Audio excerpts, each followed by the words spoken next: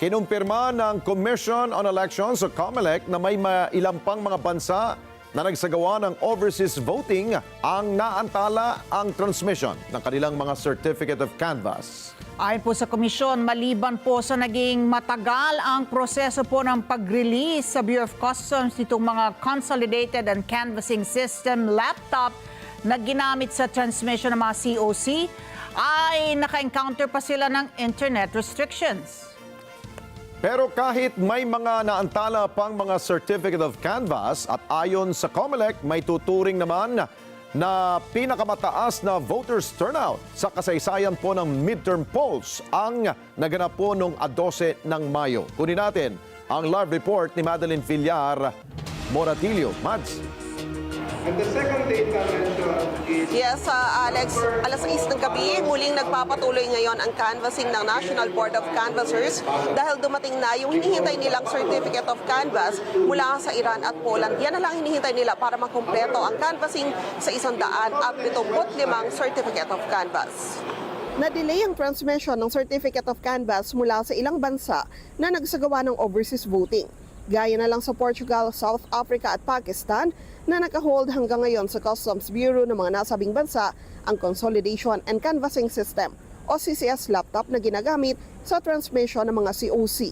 Na-hold sa Customs Bureau ng mga bansa na yan dahil hindi naman po ito kinoconsider na diplomatic pouch.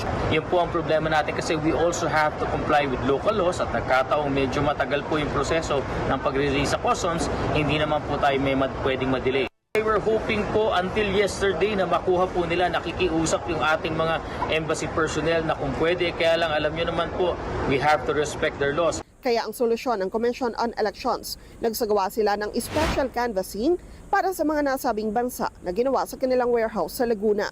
Dahil nga po na tayo po ay naka-internet voting sa mga bansa na yan, part ng contingency po natin dito ay mag-configure ng kaparehong consolidation and canvassing system, i-extract ang data ng internet voting sa mga bansa na yan through the Amazon Web Services na nasa cloud. Nandiyan yung mga balota, nandiyan yung mga ER. In-extract po nila, napasok doon sa consolidation and canvassing system, nakapag-generate po ng certificates of canvass at nakatransmit po sila. Mabilis din naman ang naging proseso at nai-transmit na rin sa CCS ng National Board of Canvassers ang COC ng mga nasabing bansa kanina. Sa Russia, Iran at Poland, na-delay rin ang transmission ng COC.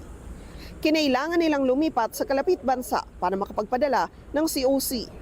Lalabas po sila dun sa host country na may internet restriction, pupunta sa pinakamalapit na Philippine Embassy or Consulate Office na outside of the border. Ipinagmalaki naman ng COMELEC na ngayong 2025 elections na itala ang pinakamataas na voter turnout sa hanay ng midterm polls na umabot ng 81.65%. Ibig sabihin, sa 68.4 milyong botante, 55.8 milyon ang bumoto. Tutuwa tayo dahil bagamat ito ay isang midterm election, ay nag-register siya ng ganung kadami na bilang ng mga botante natin na bumoto nitong nakarang election. Again, highest in the history of a midterm election. Yung ating presidential election noong 2022 ay 82.5 ang ating pong presidential election. So medyo kapiraso na lang, halos ganun na rin kadami.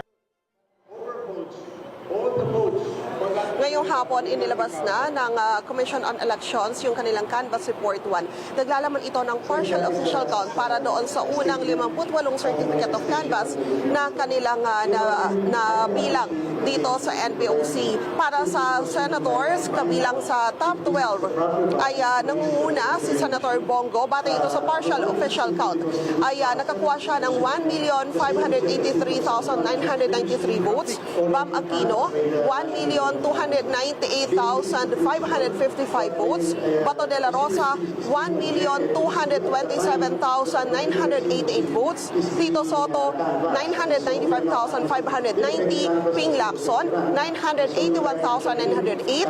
Erwin Tulfo, 975,631. Rodante Marcoleta, 961,394. Kiko Pangilinan, 959,486. Pia Cayetano, 958,161. Camille Villar, 837,435. Benhar Abalos, 832,422. At panlabindalawa, si Amy Marcos na merong 825,115. Nasa pang-13 pwesto si Abby Binay na merong 755,521 votes. Lito Lapid na merong 702,521 votes. At Ben Tulfo na merong 697,302 votes. Sa party list naman, kabilang sa mga nanguna, ang Pusong Pinoy, Akbayan, Duterte Youth, Tingog, AXIS, United Senior Citizens, 4Ps, Juan Munti, ML at ang TGP. Of the NDOC, a written manifestation as regards your intention. Alex? Okay, Mad, siguro mamaya, no, yung mga nabanggit mo mga numero, yung result sa senador, pakibigay ng kopya dito para may plus natin. Dahil gusto nilang malaman yung mga numero.